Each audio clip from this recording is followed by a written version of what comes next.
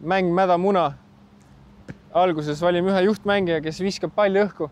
Samal ajal, kui ta palli viskab, ütleb kellegi nime, kes siis peab palli püüdma.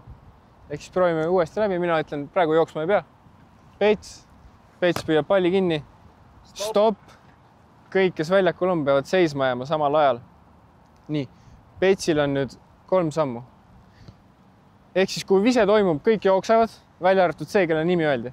Proovid jõuda nii kaugele, kui suudad.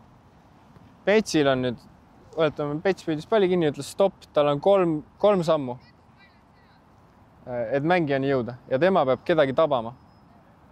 Ehk siis, kui tema tabab, tema tabab Timmi, siis Timmil on veel võimalus palli kätte saada ja kedagi veel tabada. Ja mängijate eesmärk on jõuda siia ringi tagasi. Ehk proovime. Ja kui tema tabab näiteks sind, sinul on veel võimalus kedagi veel tabada. Mäng käib seni, kuni kõik on koduringis. Nii. Proovime uuesti. Pets. Stop!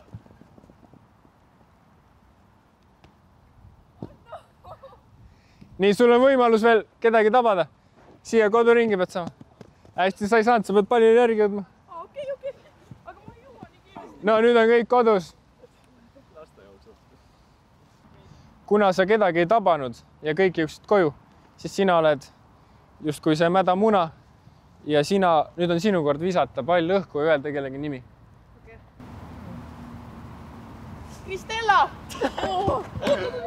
Oota, kes Õige, Stop! jah? Sul on 3 sammu. Ise valid, kelle poole lähed 1. 3. Ja teised pead koju jõudma.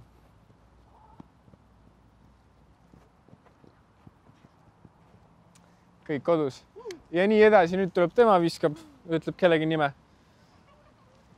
Ja niimoodi me mängime. Ja võib ka lisada siia näiteks miinused, kes jäi mäda munaks, see saab miinuse või kuidas iganes kokku lepita.